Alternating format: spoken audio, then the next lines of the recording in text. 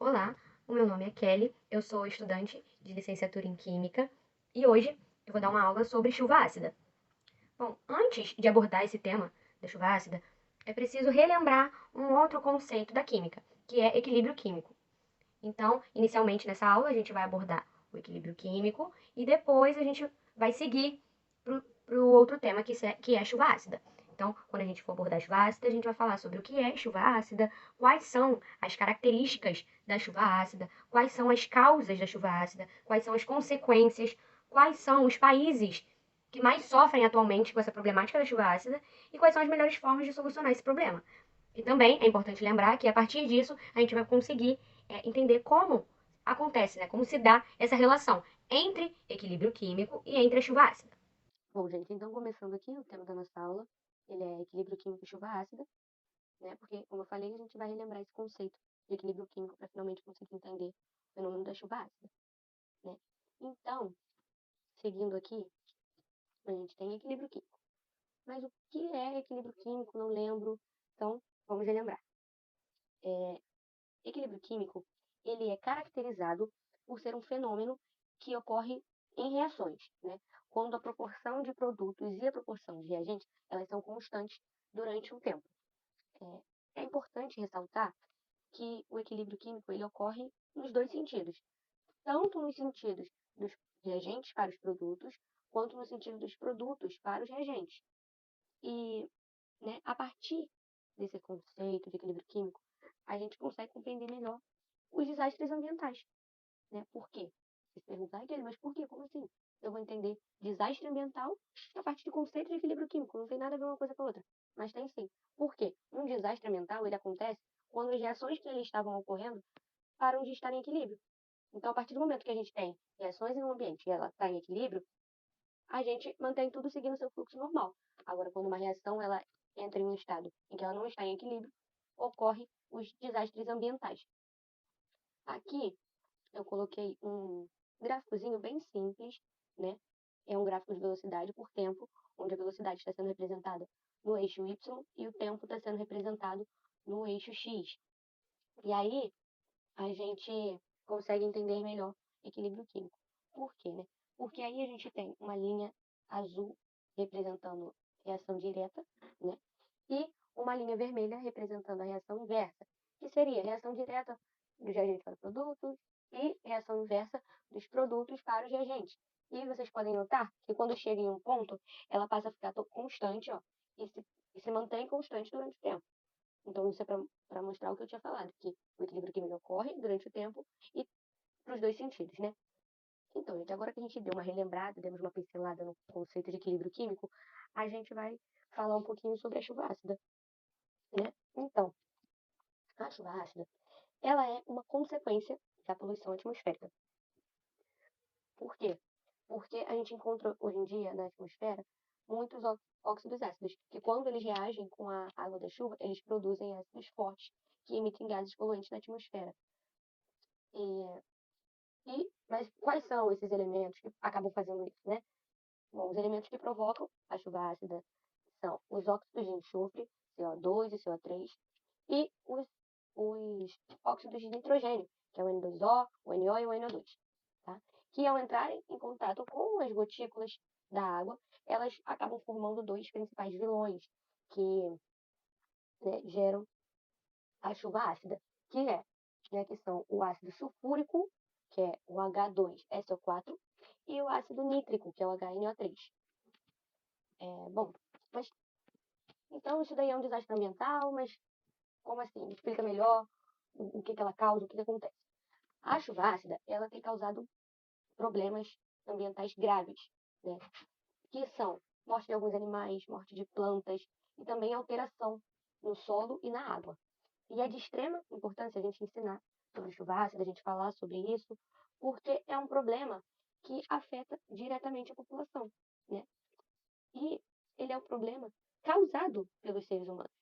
Por quê? Porque ele é causado por meio da poluição, que a gente pode resolver de forma assim prática com o auxílio de ações sustentáveis, que aí a partir da conscientização da população por meio da educação ambiental, a gente consegue desenvolver práticas sustentáveis que vão gerar um impacto direto, né, no meio ambiente. Aqui eu coloquei um exemplo de como é formado, né, a chuva ácida. E aí a gente tem os gases, né, os óxidos ácidos indo para a atmosfera, e aí lá eles entram em contato com a água, reagem e acaba gerando uma chuva ácida. Aí a gente pode falar que as atividades humanas, elas são as principais responsáveis por esse fenômeno que ocorre, né, pela chuva ácida. Porque como a gente pode ver aí na imagem, né, uma imagenzinha simples, meramente ilustrativa mesmo, como a gente pode observar, a liberação de gases que acabam formando a chuva ácida. Né? Essa liberação de gases ela é em decorrência ao uso de combustíveis fósseis, que é o principal responsável por essa formação. Assim, a gente pode falar, né? Eu vou até seguir aqui para o próximo slide. Aí, liberação de gases é o principal responsável. E aí, da onde são, né? Esses gases, da onde eles vêm? Bom, o resultado do uso constante de combustíveis fósseis nos transportes, nas termoelétricas e nas indústrias, que estão aí no primeiro, segundo e terceiro, eles são assim, mas também em outras formas de combustão, tá, gente? Eles são, assim, grandes, geram um grande impacto mesmo na liberação desses gases. Porém, esses gases, eles são formados de forma assim, com atividade humana, eles são formados pelo transporte, por termoelétricas e por indústrias. Mas também causas naturais podem acabar gerando esses gases e acabar provocando a chuva ácida, né? Por exemplo, elas também podem ser formados em causas naturais, né? Como erupções de um vulcão. A erupção de um vulcão pode gerar terremotos, incêndios naturais, relâmpagos e alguns processos microbianos também podem acabar gerando essa chuva ácida. E aí, a gente vem aqui para os países que mais são afetados, né? Países que são industrializados, eles são os que mais sofrem com a chuva ácida. Um exemplo disso são os países europeus, que sofrem muito com a chuva ácida, por ser um país muito industrializado, tem muita concentração de empresas, muito tráfego humano, utilizando carros, motos, enfim, né? Muito tráfego e aí acaba que com muita circulação de pessoas por meio de automóveis acabam gerando também esses gases. Países como, eu citei alguns exemplos que sofreram bastante, tá? E ainda sofrem em alguns locais com o problema da chuva ácida. E aí países como Estados Unidos, como a China, Japão, a Índia e a Tailândia, eles já sofreram muito e sofrem até hoje. Porém, não são somente esses países. Por quê? Porque os poluentes, né, gerados, eles podem ser levados pelas correntes de ar para locais distantes. E aí, você fala, mas isso já aconteceu? Já. Teve uma vez que aconteceu nos lagos da Escandinávia, que não tinha nada a ver com o problema, mas os lagos de lá acabaram se tornando ácidos em decorrência, né, eles se tornaram ácidos pela chuva, em decorrência das atividades industriais da Alemanha, da França e do Reino Unido. Ou seja, os gases que esses três países emitiram, eles acabaram impactando diretamente a Escandinávia. E assim, no Brasil, a gente também teve um exemplo, né, de chuva ácida que pode ser observado aqui no Brasil. E um exemplo disso foi no município litorâneo de Cubatão, em São Paulo, que ali apresenta grande concentração de indústrias, e aí acabou liberando muitos gases, gerou a chuva ácida, e essa chuva destruiu a vegetação da encosta da Serra do Mar, expondo o solo à erosão, né? Então a gente vê que não são só países lá da Europa, né? Países com muita concentração, né, em um mesmo ambiente de indústrias podem acabar gerando esse problema, né? E assim, para a natureza, as consequências da chuva ácida principalmente são a destruição da cobertura vegetal, né? A acidificação do solo e das águas de rios e lagos. Porque quando a acidificação ela atinge o solo, os rios e as águas, os seres vivos que habitam nesses locais podem ser afetados, porque a água e o sol eles se tornam impróprios para abrigar alguns organismos e pode até acabar levando à morte. E aí, como assim, né? Por quê? E isso eu falo todos os seres vivos, tá? Os peixinhos que estão lá no rio, nos lagos, eles vão ser afetados, mas também a população do local pode ser afetada, porque se afeta o solo e a população, né, retira alimento do solo, isso pode acabar afetando, ou então se é um local onde eles pegam água do rio e aí não tem uma empresa, um, um local de tratamento de água mesmo, é, também pode acabar impactando diretamente os seres humanos, né, que moram naquela localidade ali. E aí aqui, já que eu já estou falando nisso, né, eu coloquei algumas consequências, né, principais aí da chuva ácida, que é a destruição dos vegetais, né, como eu já falei, a acidificação do solo e da água, que eu também já falei, gera doenças, né, em animais e humanos, que é o que pode acontecer, pode acabar gerando doença a partir do consumo, né, da água e do consumo de vegetais que estejam presentes naquele solo impuro, né, que está infectado.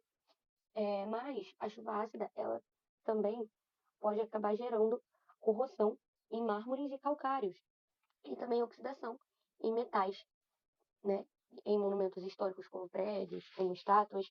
Por exemplo, se a gente anda na rua hoje em dia e vê muitas estátuas expostas em praças, bustos, é, e essas estátuas normalmente são, e bustos, né, normalmente ou elas são de metais ou elas são de mármores e calcários. E aí a chuva ácida acaba afetando diretamente, porque ela pega e vai começar a oxidar o metal e corroer o mármore. Então, em alguns desses países industrializados que eu citei, foi possível observar essa corrosão e essa oxidação, porque é, eles começaram a ver que as estátuas estavam começando a ficar deformadas, perdiam partes dela, começavam a ficar com coloração diferente, exatamente, né, por conta da chuva que está caindo no objeto ser muito ácida. E aí acaba gerando esses problemas. Mas aí eu estou falando de coisa ruim, né? Só de problema, de consequência, de causa, só de coisa ruim.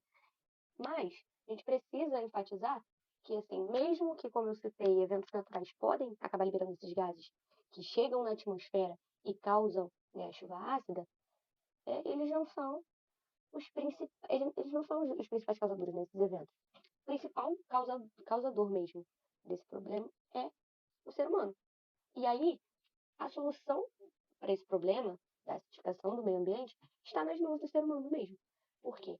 Porque é com as práticas deles que a gente consegue e vai ser imprescindível se o ser humano não começar a mudar esse pensamento, essa rotina, essa prática, vai ser impossível a gente reduzir essa emissão de poluentes.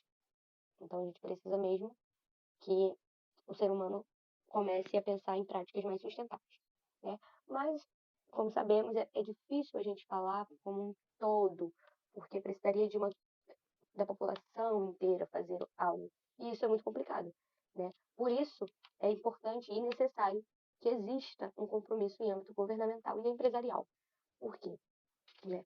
Quando a gente tem um local com muitas empresas, e essas empresas se preocupam com isto, com o meio ambiente, com práticas sustentáveis, a gente consegue impulsionar uma série de medidas. E também quando a gente tem ação governamental, fiscalizando, cobrando mesmo, porque a gente gera um impacto maior. E aí acaba, né, gerando, indo para novos âmbitos. E aí vamos falar da parte boa, né? Que é que são formas de solucionar, né? Eu citei 10 formas de solucionar, tá? 10 práticas mesmo que são mais sustentáveis e que podem ajudar muito com esse problema. Aí, em primeiro, eu coloquei que filtrar e desintoxicar a água utilizada pelas fábricas antes de devolvê-las ao rio. Porque a gente tem um grande número de fábricas, indústrias, empresas que liberam essa água intoxicada direto no rio. E aí, se a gente tem um filtro ali, a gente começa a desintoxicar a água primeiro, antes de retornar ao rio, a gente consegue, né, amenizar isso. Aí, no segundo, eu coloquei reduzir a emissão de gases poluentes por parte das indústrias, né? Quando eu digo isso é por causa da queima. As indústrias mandam muito desses gases para a atmosfera. E aí, se elas conseguem meios, né, se elas começam a pensar em meios para reduzir essa emissão, a gente não tem tanto impacto assim na atmosfera. No 3 eu coloquei favorecer a geração e o uso de energias limpas em detrimento, né, dos combustíveis fósseis, que no caso é realmente ao invés de usar os combustíveis fósseis, a gente pensar em outros tipos, né, de energia para poder favorecer o meio ambiente. Diminuir o consumo energético nas fábricas e empresas, porque são grandes polos que têm um consumo energético muito alto. Então, quando a gente fala na diminuição desse consumo, a gente consegue melhorar muito. E aí, em 5, na quinta posição, eu coloquei potencializar a inovação e as novas tecnologias, né? Orientadas, essas tecnologias, essa inovação de tecnologias, ela é orientada para o lado da otimização do consumo energético e o desenvolvimento de energias limpas, né? Porque para a gente falar que a gente precisa diminuir o consumo energético, que a gente precisa, né, otimizar, usar energias limpas, a gente precisa, né, investir, potencializar, incentivar a inovação de novas tecnologias mesmo, que, né, estejam voltadas para isso. Aí aqui passando, eu coloquei no 6, né, plantar árvores, porque, né, a gente tem uma taxa de desmatamento altíssima aqui no Brasil, principalmente, e a gente sabe que a planta, a gente aprende lá no início que a planta, ela absorve o ar poluído. Então, quando a gente pensa em plantar árvores, a gente está ajudando o meio ambiente, porque aí o ar que ainda é gerado e que ele está poluído, né, a árvore ela consegue absorver esse ar. Conscientizar a população, né, sobre a importância da redução do consumo de energia nas casas também. Porque o consumo de energia nas casas pode acabar impactando. Então, quando a gente conscientiza a população sobre esse problema, o que ele pode gerar, né, as causas, as consequências, como ele pode impactar a vida do ser humano, eles começam a pensar em outras formas, porque, infelizmente, hoje em dia as pessoas só pensam causa um impacto em mim, direto, então eu faço alguma coisa para mudar. E aí, por isso que a gente precisa dessa conscientização em massa mesmo, de educação ambiental para as pessoas. Fomentar o uso de carro elétrico, né? Eu não digo só carro, tá? Outros veículos não poluentes também, por exemplo, bicicleta. A gente sabe que, claro, que muitas pessoas usam carros para distâncias longas, né? E aí, o uso do carro elétrico, né, não vai agredir tanto o meio ambiente. Mas a gente vê também que é uma realidade pessoas indo em distâncias curtas utilizando automóveis, veículos. E aí, a gente acaba gerando impacto, um impacto desnecessário. Então, se a gente usa um exemplo, né, a bicicleta, por exemplo, eu tenho que ir ali, vai caminhando, então vai de bicicleta, porque aí, né, já ajuda bastante. Ainda mais em grandes capitais, como o Rio de Janeiro e São Paulo, que tem um tráfego absurdo, né, sempre com trânsito, então tem muita circulação de carro, de automóvel. E aí, se a gente fala para as pessoas utilizarem mais o transporte público, né, para a gente diminuir esses carros que estão na rua, e também utilizarem somente se for necessário, se puder, de bicicleta, a pé, porque aí já ajuda, né? O uso de combustíveis mais limpos no 9. E aí eu vou citar dois exemplos aqui, de praxe, né? Que é o álcool e o biogás. Mas tem outros, tá? Então, tem outros combustíveis limpos. Mas o álcool e o biogás são bem mais sustentáveis, vamos assim dizer, tá? Utilizados. E aí, por fim, na prática 10, eu coloquei a utilização de fontes energéticas mais limpas. Exemplos disso são células fotovoltaicas, aerogeradores, biodigestores, entre outras fontes energéticas. Né? Porque se a gente passa a utilizar esse tipo de fonte, a gente agride menos o meio ambiente. Então, gente, é isso. Essa foi a minha aula. Eu espero que tenha sido de fácil compreensão, que todos tenham conseguido entender o que eu queria passar e que a gente comece a pensar mais sobre o meio ambiente e sobre o que as nossas práticas do cotidiano afetam que elas causam no meio ambiente. É isso, gente. Muito obrigada. Até a próxima.